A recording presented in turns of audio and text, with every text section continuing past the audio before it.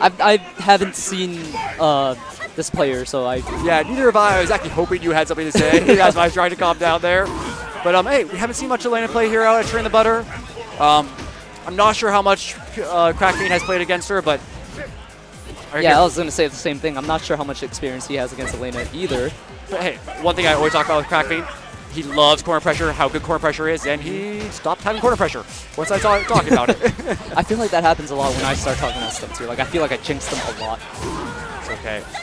So, sadly, I have to be really bad with Elena's frame data. I don't know what's punishable, what's not too much with her yet, and I don't know if Crackfiend does either, but he seems to just be really controlling the game with his neutral so far and just using those fundamentals. Yeah, he's definitely just completely rushing her down. You know, it's like, hey, it doesn't matter if I don't know this matchup 100%.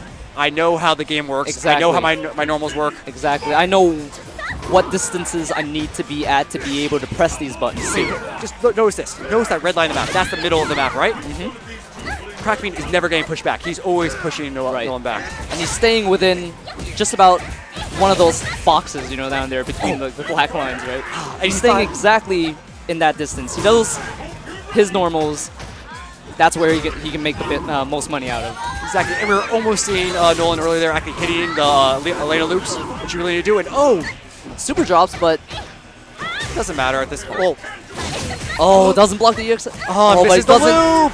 He misses it. Sorry. Oh, so exciting.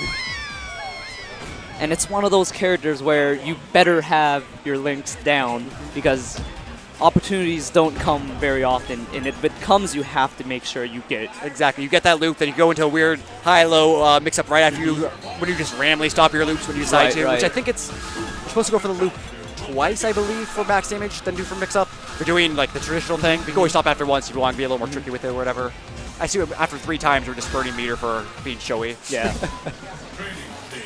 And did he change? Yeah, he changed Rose. So we've talked about this matchup before. We feel it's a really hard matchup for Balrog, actually. No, okay, not really hard, but definitely favored Rose, because you're both trying to control the exact same range with your normals. So, wow. Oh, wow. Yeah. Walked right into his face, just threw him. That was a very punchable sweep. So, Balrog sweep, obviously amazing, but if you do it from way too close, it's definitely negative on block. Oh, wow. Oh, doesn't get it. It's hard. When you play against someone like PH Crackfiend, you can't be missing those damage converts because it's going to make you pay for it. Exactly. You need every little bit of damage you can get.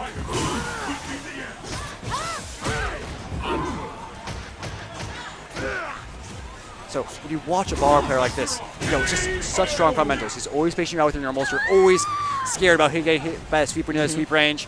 Then all of a sudden he's in your face and he's shimmying around, just not pressing buttons. You're like, ah. Yeah, and definitely, right now, he has to try better to control the pacing of the match because Crackfiend is one of those players where you don't want to give him the momentum. You don't want to give him you don't want to let him set the pace. Because if you let him, he's just going to maul you. Exactly. Especially with a character with Rose, you have strong normals. You've got to use it. You've got to capitalize on every situation. For example, Crackfiend, he just whiffed that EX dash upper. That you could easily get a free punch there or even just throw him out of it. Yeah, see, like, Crackfiend was just at a range where he could just throw out that stand fierce punch, and there was no reason for Rose or for Nolan to be dashing forward. And he kind of just dashed forward right into it. If you know what to say, all smiles at the end there. Even though people are losing, people are just like, no, that's why a lot of the people are out here, you know, to play against good players like PH Crackfiend, because that's how you get experience, that's how you level up your game.